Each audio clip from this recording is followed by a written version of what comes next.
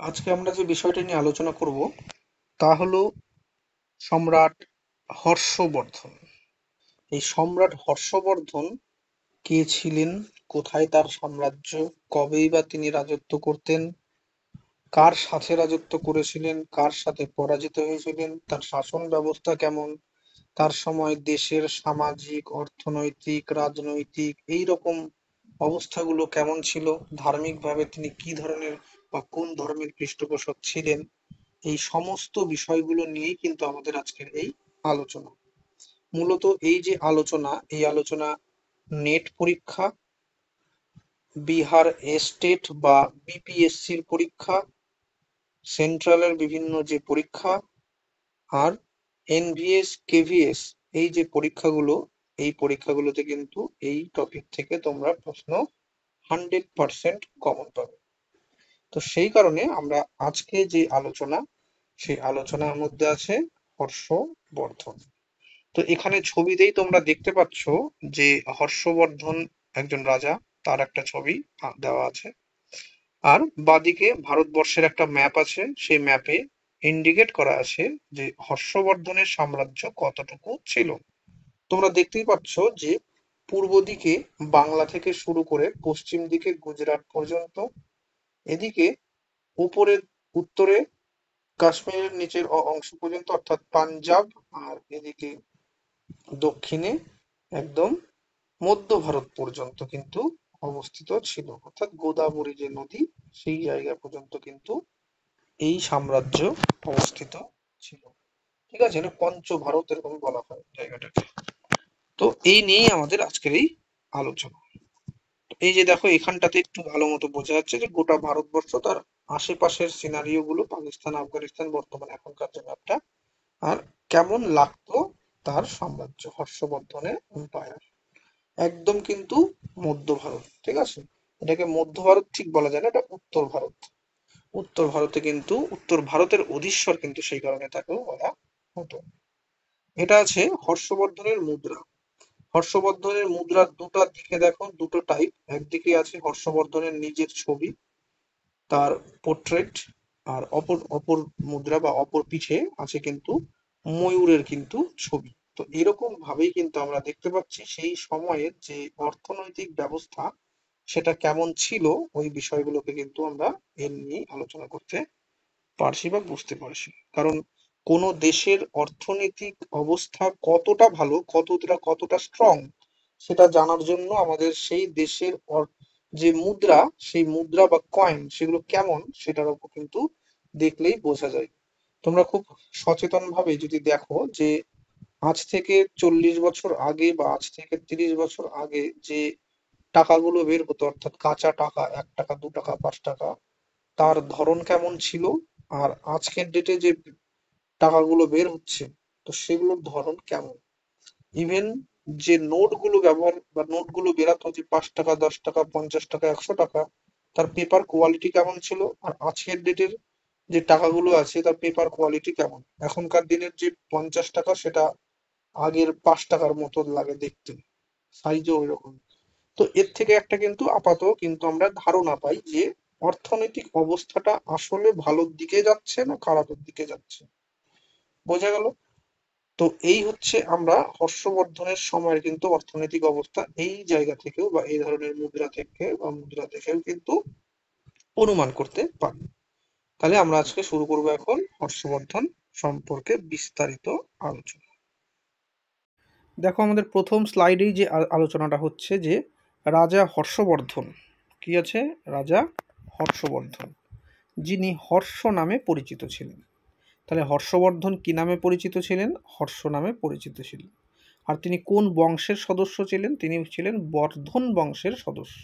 ঠিক আছে, বর্ধন বংশের সদস্য ছিল। এই বর্ধন বংশটা কবে শুরু হয়েছিল? আমরা দেখতে পাই উত্তর ভারতে গুপ্ত রাজবংশের যখন পতন হচ্ছে, এই গুপ্ত রাজবংশের পতনের পর একটা বড় সময় কিন্তু উত্তর ভারতে ফাঁকা অবস্থায় ছিল, অর্থাৎ কেন্দ্রীয় শক্তি ছিল না, ছোট ছোট ছোট ছোট শক্তি ছিল। তো তাদেরই মধ্যেই একটা শক্তি হচ্ছে এই বর্ধন ফ্যামিলি। গেল। তো এখানে কি বলা হচ্ছে, উত্তর ভারতের রাজনৈতিক অনৈক্য দেখা দিয়েছিল। কবে দেখা দিয়েছিল? গুপ্ত বংশের পতনের পর। কেন? আমরা খুব ভালো মতোই জানি যে কেন্দ্রীয় শক্তি যদি দুর্বল থাকে তখন কিন্তু আশেপাশে ছোটো ছোটো যে শক্তিগুলো থাকে তারা মাথাচাড়া দিয়ে ওঠে, তারা সেই জায়গাটাকে নেওয়ার চেষ্টা করে। তো এইরকম যখন অবস্থা, অর্থাৎ গুপ্তদের পতন হয়ে গেছে, সেই সময় দেখা যাচ্ছে কিন্তু হুনদের একটা আক্রমণ। তো এই হুনদের যখন আক্রমণ হচ্ছে, তারপরে পুষ্যভূতি যারা গুপ্তদেরই সামন্ত ছিল, এই পুষ্যভূতি বংশ, এরা কি বলা হচ্ছে, এরা গুপ্তদের সামন্ত ছিল। সামন্ত কথার অর্থ কি? কোনো সার্বভৌম রাজার অধীনে যখন কোনো ছোট ছোট রাজ্য বা ছোট ছোট রাজা বা জমিদার এরা থাকবে, তখন সেই ছোট ছোট রাজাগুলোকেই বলা হবে সামন্ত রাজা। ঠিক আছে? এই সামন্ত রাজারা বছরের নির্দিষ্ট সময়ে তাদের একটা নির্দিষ্ট পরিমাণ অর্থ সেই সার্বভৌম রাজাকে দান করবে এবং তাদের বিভিন্ন সেই সার্বভৌম রাজার বিভিন্ন কাজে সহায়তা করবে। এই ছিল তাদের কাজ। তো যাই হোক, যারা গুপ্তদের সামন্ত ছিল তারা স্বাধীনতা গ্রহণ করে। তো এখানে দেখা যাচ্ছে কি যে গুপ্ত সাম্রাজ্যের পতনের পর পুষ্যভূতির নেতৃত্বে পুষ্যভূতি বংশ শুরু হচ্ছে। সেই সময় এই গুপ্তদের সামন্ত রাজা পুষ্যভূতিরাই কিন্তু স্বাধীনতা গ্রহণ ঠিক না, এখানটাতে স্বাধীনতার ঘোষণা করছে। ঠিক আছে? তো যাই হোক, এই রাজা হর্ষবর্ধন কিন্তু সেই সময় দেখা যাচ্ছে কি এই বংশেরই একজন ছিল, তিন নাম্বার সপ্তম শতাব্দীর প্রথম দিকে কিন্তু ক্ষমতায় এসেছিল। তাহলে হর্ষবর্ধন কবে ক্ষমতায় এসেছিল? সপ্তম শতকের প্রথম দিকে। টাইমিংটা আমরা তাহলে দেখব। সপ্তম শতক বলতে আমরা কি বুঝি? 601 খ্রিস্টাব্দ, এই সময়টাই হচ্ছে সপ্তম শতক, থেকে 700। ঠিক আছে? তাহলে 601 এটা হচ্ছে সপ্তম শতক, থেকে 700, এই 601 থেকে 700 এই যে সময়কাল, এটাই হচ্ছে সপ্তম শতক। চলে আসি এবার টাইমিংটা তাহলে কি 606 থেকে 647 খ্রিস্টাব্দ পর্যন্ত কিন্তু উত্তর ভারতে শাসন করেছিলেন। এবার আমাদের যে আলোচনাটা হবে যে রাজা হর্ষবর্ধন সম্পর্কে জানার জন্য আমাদের কোন কোন উপাদানগুলো ব্যবহার করতে হবে বা কোন কোন উপাদান থেকে আমরা হর্ষবর্ধন সম্পর্কে জানব। প্রথমেই দেখো বাণভট্টের হর্ষচরিত। ঠিক আছে? তো বাণভট্ট কে ছিলেন? তিনি ছিলেন রাজা হর্ষবর্ধনের রাজকবি বা সভাকবি। তিনি তার অর্থাৎ হর্ষচরিত গ্রন্থে এই হর্ষবর্ধনের জীবনী সম্পর্কে কিন্তু লিখেছেন। আর কি আছে দেখো, আর কোথা থেকে জানা যাচ্ছে হর্ষবর্ধন সম্পর্কে? হিউয়েন সাং একজন চৈনিক পরিব্রাজক পর্যটক। তিনি ভারতবর্ষে এসেছিলেন মূলত বৌদ্ধ যে গ্রন্থগুলো সেই গ্রন্থগুলোকে কিন্তু সংগ্রহ করার জন্য। তো যাই হোক, তিনি ভারতে আসেন। যখন তিনি ভারতে আসেন তখন কিন্তু রাজা ছিলেন হচ্ছে হর্ষবর্ধন। অর্থাৎ আমি এমন একটা সময় কোনো একটা জায়গায় গেলাম, তখনকার সেই জায়গা সম্পর্কে যখন আমি লিখব, তখন সেখানকার যে প্রশাসক তার সম্পর্কেও নিশ্চয়ই লেখার মধ্যে চলে আসবে। তো সেই কারণেই বলা হচ্ছে যে ওই সময়কার যে লেখা সেখান থেকে কিন্তু হিউয়েন সাংয়ের যে লেখা সেখান থেকে কিন্তু হর্ষবর্ধন সম্পর্কে জানা যায়। তাহলে কি বলা হচ্ছে? হিউয়েন সাং ছিলেন একজন চীনা পর্যটক। তিনি সপ্তম খ্রিস্টাব্দে ভারত সফরে এসেছিলেন। তার ভ্রমণ বৃত্তান্তের নাম ছিল শি ইউ কি। এই শি ইউ কি নামক যে গ্রন্থ, এই গ্রন্থে কিন্তু তিনি হর্ষবর্ধনের রাজত্বকাল সম্পর্কে কিন্তু বিস্তারিতভাবে কিন্তু উল্লেখ করেছেন। আর কোন গ্রন্থ দেখবে? রত্নাবলী, নাগানন্দ এবং প্রিয়দর্শিকা, এই তিনটে যে নাটক গ্রন্থ, এই গ্রন্থ থেকে কিন্তু হর্ষবর্ধন নিজে লিখেছিল। ঠিক আছে? হর্ষবর্ধনের নিজে লেখা যে গ্রন্থ নাটক, রত্নাবলী, নাগানন্দ আর প্রিয়দর্শিকা। তো এই যে গ্রন্থগুলো, এগুলো থেকেও কিন্তু আমরা হর্ষবর্ধন সম্পর্কে বা তার রাজত্বকাল সম্পর্কে কিন্তু বিভিন্ন দরবারি তথ্য কিন্তু আমরা পাবো। আর কোথায় থেকে আমরা পেতে পারি? মধুবন প্লেট, যেটাকে বলা হয় মধুবন তাম্রপট। আর কি? সোনাপট। তো এই মধুবন, তাম্রপট, সোনাপট, এই যে লিপিগুলো, এগুলো থেকে কিন্তু হর্ষবর্ধনের কালপঞ্জি সম্পর্কে কিন্তু বিভিন্ন তথ্য আমরা পেয়ে থাকি। এছাড়াও বাঁশখেড়া যে লিপি, এখানেও কিন্তু হর্ষের স্বাক্ষর আছে। বাঁশখেড়া লিপিতে হর্ষবর্ধনের কিন্তু স্বাক্ষর আছে। তাহলে হর্ষবর্ধন সম্পর্কে জানার জন্য আমাদের মূলত এই ধরনের যে উপাদান, এই উপাদানগুলো থেকে কিন্তু আমরা জানতে পারি। এখন আমরা আলোচনা করব রাজা হর্ষবর্ধনের প্রথম জীবন সম্পর্কে। এখানে দেখতেই পাচ্ছ তোমরা কি বলা হচ্ছে, যে রাজা হর্ষবর্ধন বর্ধন রাজবংশের অন্তর্গত ছিলেন, মানে বর্ধন রাজবংশের তিনি একজন পুত্র বা উত্তরসূরি। পুষ্যভূতি বলে যে ছিলেন, পুষ্যভূতি ছিলেন সেই রাজবংশের প্রতিষ্ঠাতা, অর্থাৎ বর্ধন রাজবংশের যে প্রতিষ্ঠাতা তিনি কে, তার নাম পুষ্যভূতি। সেই কারণে আমরা কিছু কিছু সময় কিন্তু এই বংশের নাম পুষ্যভূতি রাজবংশ বলেও জানি। গেল, এই রাজবংশেরই একজন ছিলেন যার নাম ছিলেন প্রভাকর বর্ধন। এই প্রভাকর বর্ধনই কিন্তু এই রাজবংশের প্রথম শাসক বলা হয়। তার স্থলাভিষিক্ত হয়েছিল তার জ্যেষ্ঠ পুত্র রাজ্যবর্ধন, অর্থাৎ প্রভাকর যে বর্ধন, এই প্রভাকর বর্ধনের পর তার এই সিংহাসনে বসেছিলেন কে, তার বড় ছেলে যার নাম ছিল রাজ্যবর্ধন। এই রাজ্যবর্ধন কে ছিলেন পরিচয়, রাজ্যবর্ধন ছিল হচ্ছে হর্ষবর্ধনেরই জ্যেষ্ঠ ভ্রাতা আর প্রভাকর বর্ধনের বড় ছেলে। তো যাই হোক, রাজ্যবর্ধন এখানটাতে গেল, দাঁড়াচ্ছে কি যে রাজ্যবর্ধন তার শ্যালককে হত্যা করার প্রতিশোধ নিতে গিয়ে শশাঙ্কের হাতে নিহত হন। বলা হচ্ছে এখানে যে শশাঙ্কের হাতে তিনি নিহত হয়েছিলেন, যদিও সেটা অনেক পরের কথা। হর্ষবর্ধন ছিলেন তার ছোট ভাই, তিনি থানেশ্বরের সিংহাসনে তারপরে আসছে বা বসছে। তাহলে থানেশ্বরের সিংহাসনে তিনি তখন কিন্তু বসেছিলেন। এখন আমরা দেখব রাজা হর্ষবর্ধনের রাজত্ব সম্পর্কে, তার সাম্রাজ্য বা এই জাতীয়। রাজা হর্ষবর্ধন কি বলছে, উত্তর ভারতে তার সাম্রাজ্য স্থাপন করেছিল। আমরা ম্যাপে কিন্তু ইতিমধ্যে সেটা দেখেও নিয়েছি, উত্তর ভারতে তার কিন্তু সাম্রাজ্য ছিল। টাইমিংটা কি আছে, 606 থেকে 647 খ্রিস্টাব্দ পর্যন্ত কিন্তু তিনি রাজত্ব করেছিলেন। পাটলিপুত্র যে ছিল, পাটলিপুত্র তার প্রাধান্য কিন্তু সেই সময় হারিয়ে গেছিল। পাটলিপুত্রের থেকে ক্যাপিটালটা শিফট করেছিল কোথায়, নাকি কনৌজে। কনৌজের যদি বর্তমান অবস্থার কথা আমরা বলি তাহলে কি হবে, উত্তরপ্রদেশের ফারুকাবাদ জেলা।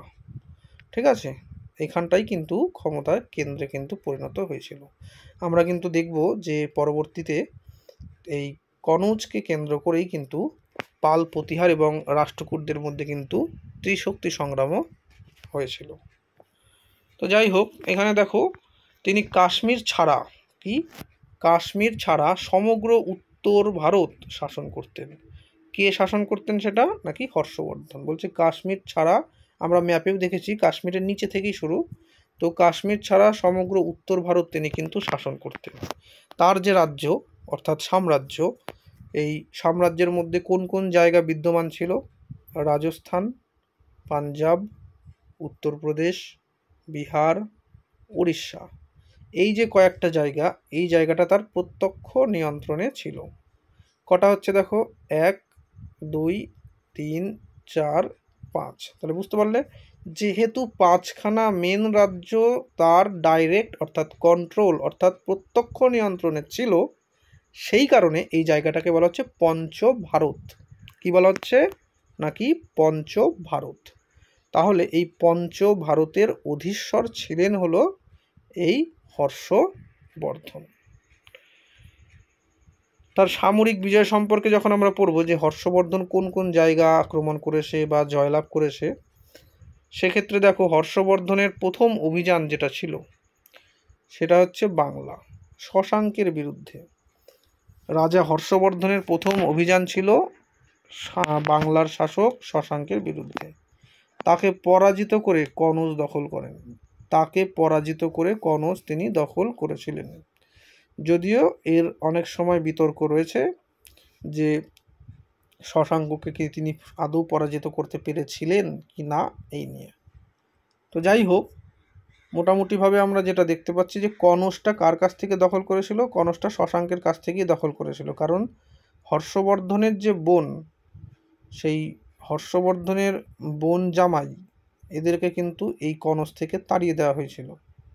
ঠিক আছে। তো তাড়িয়ে দিয়ে শশাঙ্ক এই জায়গাটা দখল করে রেখেছিল পরবর্তী গুপ্ত সম্রাটদের সাথে মিলিতভাবে, দেবগুপ্ত যেটাকে বলা হয়। কিন্তু পরবর্তীতে এই হর্ষবর্ধন এদেরকে বিতাড়িত করে কিন্তু এই জায়গাটা অর্থাৎ কনৌজটাকে কিন্তু পুনর্দখল করেছিলেন। ঠিক আছে। তো দেখো, তারপর তিনি চালুক্য শাসক দ্বিতীয় পুলকেশীর বিরুদ্ধে নর্মদা নদীর দক্ষিণে তার সাম্রাজ্য সম্প্রসারণের জন্য অগ্রসর হয়। তো হর্ষবর্ধন এবার ভাবছিল যে আমি তাহলে সাম্রাজ্যটাকে দক্ষিণের দিকে বিস্তার করতে শুরু করি, কিন্তু নর্মদা নদীর এই পার করার সময় দেখা যাচ্ছে যুদ্ধ হয়েছিল কার সাথে? দ্বিতীয় পুলকেশীর সাথে, নর্মদার যুদ্ধ। কিন্তু এই যুদ্ধে দেখা যাচ্ছে যে হর্ষবর্ধন কিন্তু পরাজিত হয়েছিল। তো এই যুদ্ধের বর্ণনাটা আমরা কোথা থেকে পাই? নাকি আইহোল শিলালিপি থেকে। ঠিক আছে। চালুক্যরাজ দ্বিতীয় পুলকেশীর যে সভাকবি বা মন্ত্রী, ঠিক আছে, রবি কীর্তি, এই রবি কীর্তি আইহোল প্রশস্তি লিখেছে। আইহোল একটা মন্দির আছে, সেই মন্দিরের গায়ে এটা লেখা হয়েছে, ওই জন্য প্রশস্তি, আইহোল প্রশস্তি। আচ্ছা, প্রশস্তি কথাটাও বলে দিই, প্রশস্তি কাকে বলা হয়? প্রশস্তি হচ্ছে রাজার প্রশংসামূলক বক্তব্য যেখানে লেখা হবে সেটাই হচ্ছে প্রশস্তি। তাহলে এখানে আইহোল প্রশস্তিতে কার কথা লেখা আছে? দ্বিতীয় পুলকেশীর বিজয় গাথা কিন্তু এখানে লেখা আছে। আর সেখানটাতেই বলা হচ্ছে যে হর্ষের হর্ষ চলিয়া গেল, মানে হর্ষবর্ধন যে পরাজিত হয়েছিল দ্বিতীয় পুলকেশীর কাছে, সেটা কিন্তু এখান থেকে আমরা জানতে পারছি। তার পরবর্তীতে দেখা যাচ্ছে যে কলিঙ্গ রাজ্যের বিরুদ্ধে কিন্তু হর্ষবর্ধন যুদ্ধ করেছিল এবং সেখানে তিনি জয়লাভ করেছিল। এরপরে আসবে হর্ষবর্ধনের প্রশাসন সম্পর্কে, যে হর্ষবর্ধনের প্রশাসন কেমন ছিল, প্রশাসনিক ব্যবস্থা।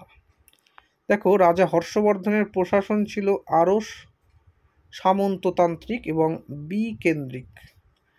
ডাইরেক্ট রাজার নির্দিষ্টভাবেই কিন্তু কন্ট্রোলে ছিল না, কিছু কিছু জায়গা ভাগ করে দেওয়া হয়েছিল সামন্তদেরকে, সেই কারণে বলা হচ্ছে বিকেন্দ্রিক। ঠিক আছে, কেন্দ্রীয় শাসন কিন্তু সেই সময় ছিল না। তাহলে প্রশাসন কি টাইপের ছিল? এক সামন্ততান্ত্রিক আর হচ্ছে এক বিকেন্দ্রিক। তিনি প্রায়শই তার সাম্রাজ্য জুড়ে পরিদর্শন করতেন, যে রাজ্যে কেমন কি অবস্থা আছে, জনগণের অবস্থা কেমন, তাদের জীবনযাত্রা কেমন চলছে, সেই সমস্ত কিছু খোঁজ খবর রাখার জন্য কিন্তু তিনি তার সাম্রাজ্য জুড়ে কিন্তু মাঝে মধ্যে কিন্তু পরিদর্শন করতেন। তার শাসনামলে আইন শৃঙ্খলা তেমনভাবে রক্ষা হয়নি। আমরা দেখতে পাচ্ছি যে এই যে সময়কালটা, এই সময়কালটাই কিন্তু আইন শৃঙ্খলা খুব শক্তভাবে কিন্তু কঠোরভাবে কিন্তু পরিচালনা করা হয়নি, নিয়ন্ত্রণ করা হয়নি, একটু ঢিলে ঢালাভাবেই কিন্তু আমরা এই সময়কার কিন্তু আইন শৃঙ্খলা দেখতে পাই। যাই হোক, জনগণের কাছ থেকে আদায় করা ভূমি কর ছিল উৎপাদনের পণ্যের 1/6। আমরা আবার দেখি প্রাচীন যুগে আমাদের কিন্তু ট্যাক্সের ব্যাপারটা অনেক জায়গাতেই দেখা যায় যে কোন রাজা কত পার্সেন্ট ট্যাক্স নিত। তো এখানেও দেখা যাচ্ছে যে হর্ষবর্ধন কিন্তু যে রাজস্বটা সংগ্রহ করত, ভূমি রাজস্ব, সেটা কিন্তু উৎপাদিত যে পণ্য তার 1/6 কিন্তু পণ্যটার যে কর বা শুল্ক সেটা কিন্তু আদায় করত জনগণের কাছ থেকে। তার প্রশাসনের গুরুত্বপূর্ণ একটা বৈশিষ্ট্য আমরা দেখতে পাবো, সেটা হচ্ছে পাবলিক রেকর্ড রক্ষণাবেক্ষণ। এইটা হচ্ছে একদম গুরুত্বপূর্ণ একটা লাইন। কেন সেটা বলছি, এই যে কোশ্চেনটা, এটা কিন্তু অলরেডি 2 থেকে 3খানা পরীক্ষায় চলে এসেছে। এটা লাস্ট যে পরীক্ষাটা এসেছে সেটা হচ্ছে স্টেট 2024 হিস্ট্রি পিজিটি। এখানেই কোশ্চেনটা কিন্তু এরকম ছিল যে হর্ষবর্ধনের যে প্রশাসন তার প্রধান বৈশিষ্ট্য কী ছিল। তো তার মধ্যে কিন্তু এটা অপশনে কিন্তু দেখতে পেয়েছি, পাবলিক রেকর্ড রক্ষণাবেক্ষণ, এটা কিন্তু তার বৈশিষ্ট্য, গুরুত্বপূর্ণ বৈশিষ্ট্য। ঠিক আছে, সব থেকে গুরুত্বপূর্ণ বৈশিষ্ট্য যদি অনেকগুলোর মধ্যে একটা বাছতে হয় তাহলে আমাদেরকে এইটাই বাছতে হবে, যে পাবলিক রেকর্ড রক্ষণাবেক্ষণ। আর কি আছে দেখো, জমির ক্ষেত্রে কি দাঁড়াচ্ছে, তিনি পুরোহিত ও কর্মকর্তাদের জমির অনুদান করেছিলেন। কাদেরকে? পুরোহিত যারা থাকতেন তাদেরকে তিনি জমি দিত, এছাড়াও অন্যান্য যে রাজ কর্মচারী ছিল তাদেরকেও তিনি জমি দিয়েছিল। এই প্রথা কিন্তু মনে হয় হর্ষের সময় থেকেই শুরু হয়েছিল, তার কারণ আমরা পরবর্তীতে এর কথা জানতে পারছি, কিন্তু এর আগে কিন্তু তেমন কথা আমরা জানতে পারি না। এটা কিন্তু একটা টাইপ কী ধরনের একটা সামন্ততান্ত্রিক বৈশিষ্ট্য কিন্তু দেখা যাচ্ছে, বা যদি মধ্যযুগীয় হিসাবে ধরি ইক্তা ব্যবস্থা বা মনসবদারি ব্যবস্থার কিন্তু পূর্বসূরি হিসাবে কিন্তু আমরা জিনিসটাকে দেখতে পাচ্ছি। এবার চলে আসি যে রাজস্ব যে সংগ্রহ করা হতো রাজা হর্ষবর্ধনের তরফ থেকে বা তার প্রশাসনের তরফ থেকে, সেটাকে কটা ভাগে ভাগ করা হতো? সেটাকে 4 ভাগে ভাগ করা হতো। এটাও একটা গুরুত্বপূর্ণ ইনফরমেশন। এখান থেকেও কিন্তু 2024 বিহার বিপিএসসির স্টেট 11-12 পিজিটি আর কি, সেখানে কিন্তু কোশ্চেনটা ছিল যে রাজস্বকে ক ভাগে ভাগ করা হতো। তো সেই কারণে তোমরা কিন্তু এই জায়গাটাকেও কিন্তু খুবই গুরুত্বপূর্ণর সাথে পড়বে।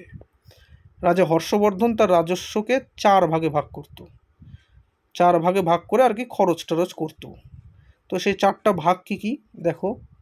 1, রাজার খরচ মেটানো, মানে 100 টাকা যদি পায় তাহলে 25 টাকা করে 4টা ভাগ করা হলো, করে একটা ভাগ অর্থাৎ 25 টাকা কি করবে রাজার খরচ মেটাতে, আর 25 টাকা কিসে পণ্ডিতদেরকে দান ধ্যান করা হবে, যেটাকে আমরা এখনকার দিনে কি বলি যে পড়াশোনার ক্ষেত্রে স্কলারশিপ যে দেওয়া হয় বা সাম্মানিক বা ভাতা যে দেওয়া হয় সেই বিষয়টা।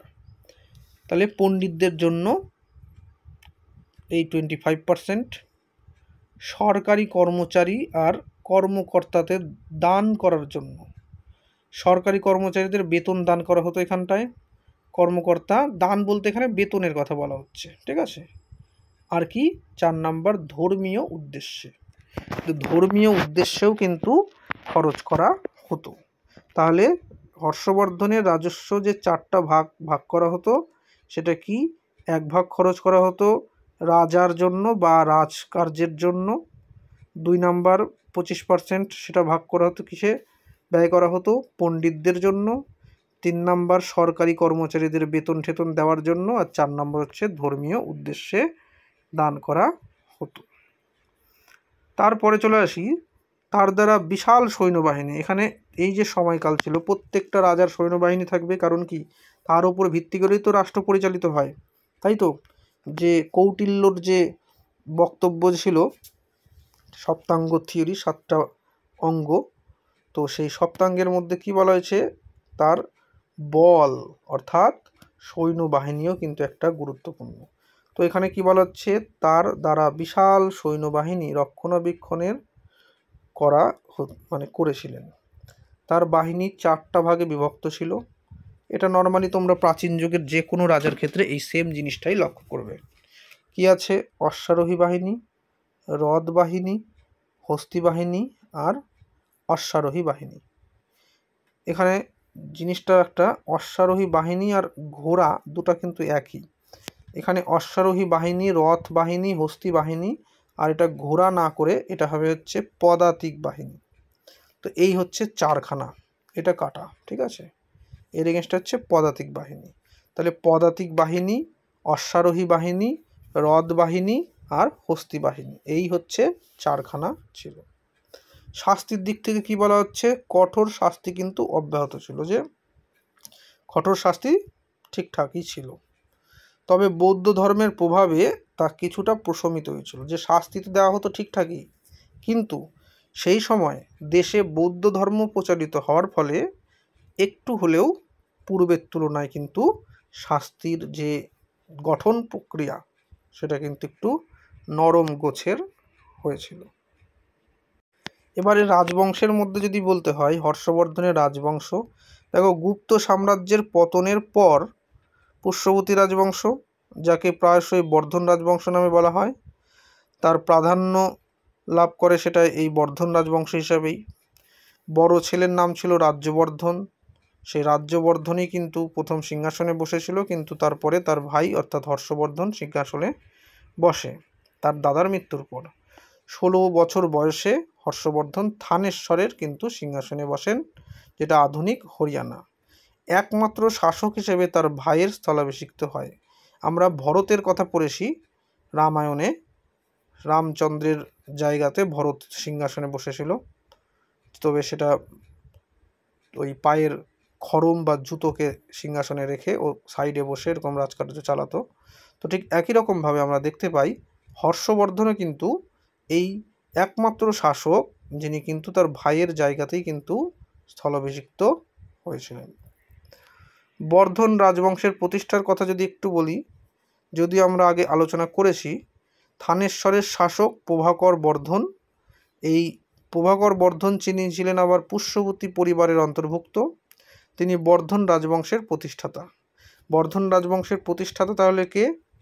নাকি পুষ্যবতী পরিবারের কি বলা হচ্ছে প্রভাকর বর্ধন। এই প্রভাকর বর্ধন যিনি বর্ধন রাজবংশের প্রতিষ্ঠাতা। রাজধানী ছিল হচ্ছে থানেশ্বর, ঠিক আছে, থানেশ্বরের পুষ্যবতী সেই কারণে বলা হয়। আর কি হর্ষবর্ধনের রাজবংশের পতনটা বা শেষ সময়কালটা কোন টাইমকে ধরা হচ্ছে? দেখো 618, এটা কিন্তু একটা গুরুত্বপূর্ণ সময়। 618-19 এটা তোমরা খাতার মধ্যে সুন্দর করে নোট ডাউন করে রাখবে। 618-19 খ্রিস্টাব্দে শীতকালে, ঠিক আছে, দ্বিতীয় পুলকেশী নর্মদা নদীর তীরে, কি তাহলে চালুক্যরাজ দ্বিতীয় পুলকেশী নর্মদা নদীর তীরে হর্ষকে পরাজিত করেছিলেন। যদি বলা হয় হর্ষবর্ধন কার কাছে পরাজিত হয়েছিল? দ্বিতীয় পুলকেশীর কাছে। দ্বিতীয় পুলকেশী কোন বংশের? নাকি চালুক্যরাজ দ্বিতীয় পুলকেশী। এই নর্মদার যে যুদ্ধ, এটা পরীক্ষাতে আসে, এটা নেট পরীক্ষার জন্য খুবই খুবই খুবই গুরুত্বপূর্ণ একটা কোশ্চেন। এই যে পয়েন্টটা, এটা কিন্তু এই যে অংশটা নেট পরীক্ষাতে কিন্তু কোশ্চেন এখান থেকে আসেই। তুমি নেটের প্রিভিয়াস ইয়ার কোশ্চেন খুলে দেখবে, তাহলেই বুঝতে পারবে।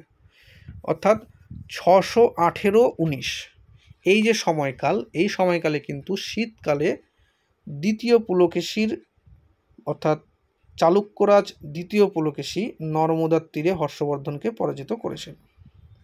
তো পুলকেশী এবং হর্ষবর্ধনের একটা চুক্তিও স্বাক্ষর এই সময় হয়েছিল, যা অনুসারে ঠিক করা হয়েছিল যে নর্মদা নদী হর্ষবর্ধন এবং চালুক্য সাম্রাজ্যের মধ্যে সীমানা হিসেবে কাজ করবে। যে নর্মদা নদীর দক্ষিণে হর্ষবর্ধন যাবে না, নর্মদা নদীর উত্তরে পুলকেশীও যাবে না। এই নর্মদা নদীটাই হচ্ছে তাদের সীমানা, এরকম স্থির করা হয়েছিল। কোন যুদ্ধের পরে? 618-19 নর্মদার যুদ্ধ, ঠিক আছে। এই যুদ্ধের কথাটাই কিন্তু রবি কীর্তি তার লেখতে কিন্তু আইহোল প্রশস্তিতে কিন্তু সুন্দরভাবে তুলে ধরেছেন।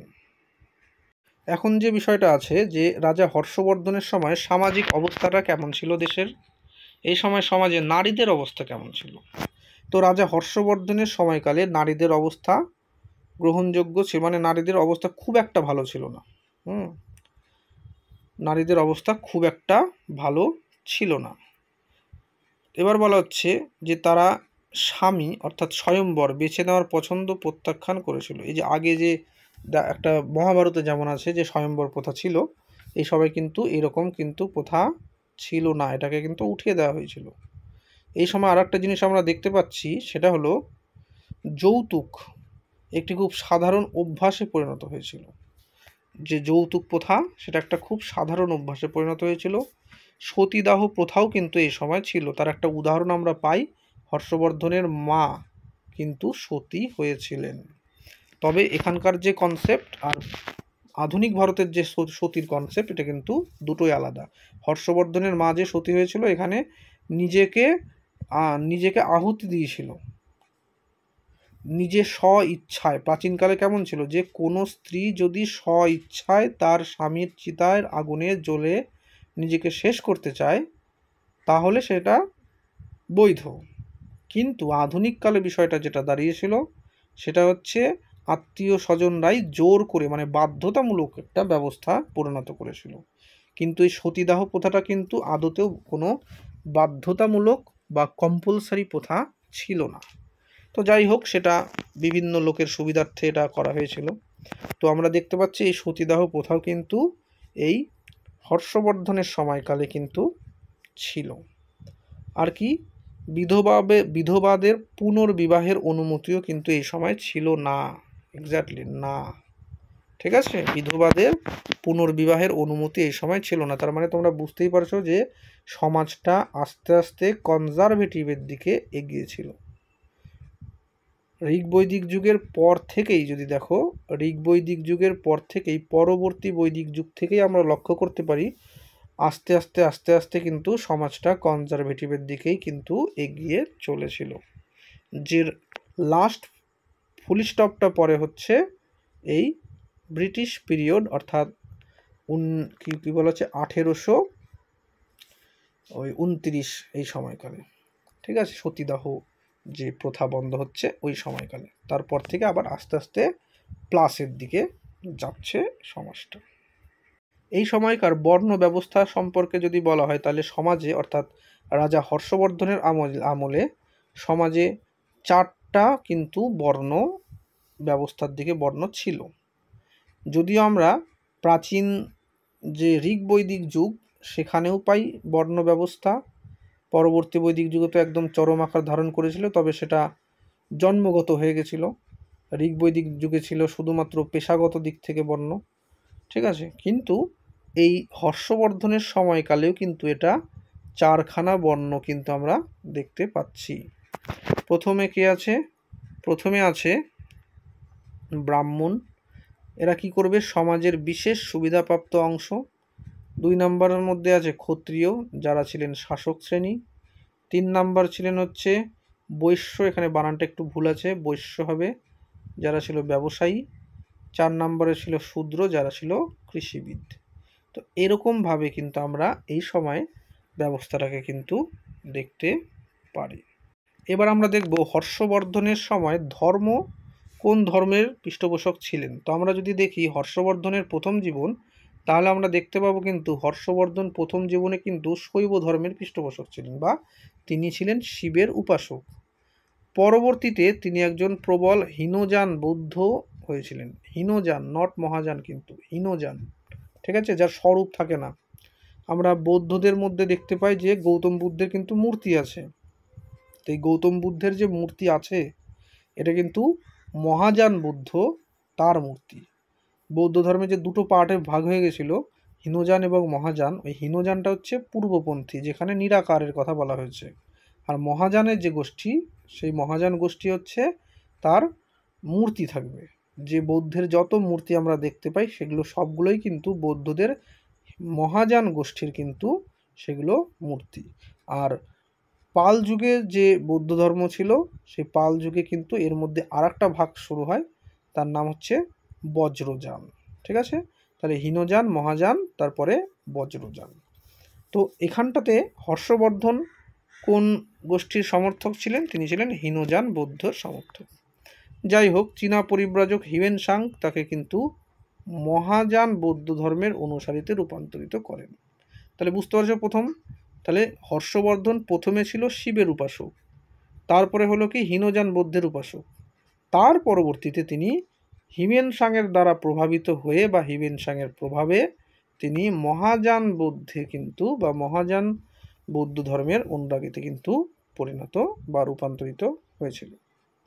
তার রাজত্বকালে সেই জন্য তিনি কি করেছিলেন? ধর্মের জন্য হাজার হাজার স্তূপ তৈরি করেছিলেন। ঠিক আছে, হাজার হাজার স্তূপ কিন্তু তিনি তৈরি করে দিয়েছিলেন। আর কি, তিনি খাদ্যের জন্য পশুকে হত্যা করা কিন্তু নিষিদ্ধ করেছিলেন। এই যে পশু জবাই আছে, তো তিনি খাদ্যের জন্য কি করেছিল? পশুকে হত্যা করা নিষিদ্ধ করেছিলেন।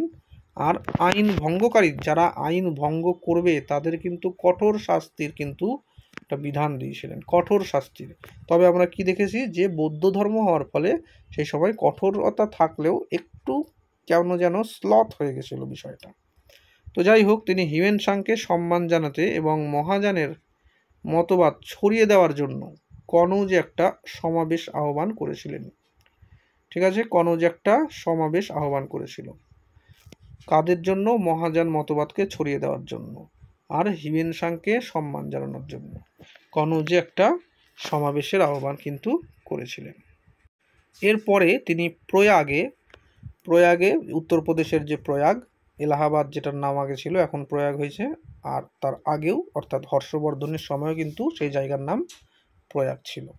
তো তিনি প্রয়াগে একটি বিশাল সমাবেশও করেন, যেটা এলাহাবাদের সমাবেশ নামেও পরিচিত ছিল। এরপরে আমরা যেটা দেখতে পাচ্ছি যে হর্ষবর্ধন সম্পর্কে এত কিছু জানার পর দেখা যাচ্ছে যে তিনি শেষ মহান হিন্দু শাসক। হর্ষবর্ধনকে কি বলা হয়? রাজা হর্ষবর্ধনকে বলা হয় ভারতের শেষ মহান হিন্দু শাসক। যদিও তিনি হিন্দু ধর্মের কিন্তু প্রবল অনুসারী ছিলেন না। কেন? তার কারণ তো তিনি বৌদ্ধ ধর্মের অনুসারী হয়ে গেছিলেন। যাই হোক, তিনি 647 খ্রিস্টাব্দে কিন্তু মারা যান। গেল। তার মৃত্যুর পর এই বর্ধন রাজবংশের অবসান ঘটে কারণ তার কোনো উত্তরসূরি ছিল না, এবং শেষ পর্যন্ত সেই সাম্রাজ্য কিন্তু বিলুপ্ত হয়েছিল। তো মোটামুটি আমরা এই হর্ষবর্ধন সম্পর্কে কিন্তু একটা বিস্তারিত আলোচনাই করে দিলাম। এরপরে আরও অন্যান্য বিভিন্ন টপিক নিয়ে কিন্তু আমরা ক্লাস নিয়ে আসব। তোমরা এই ধরনের বিভিন্ন টপিক পেতে আমাদের চ্যানেলের সাথে যুক্ত থাকো। আর ডেসক্রিপশানে বিভিন্ন পরীক্ষার মক টেস্ট, তার লিঙ্ক, বিভিন্ন নোটস, স্টাডি মেটেরিয়ালস, এই সমস্ত বিষয় কিন্তু তোমরা পেয়ে যাবে।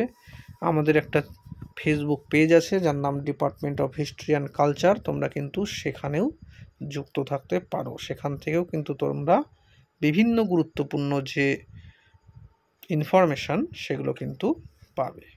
Thank you.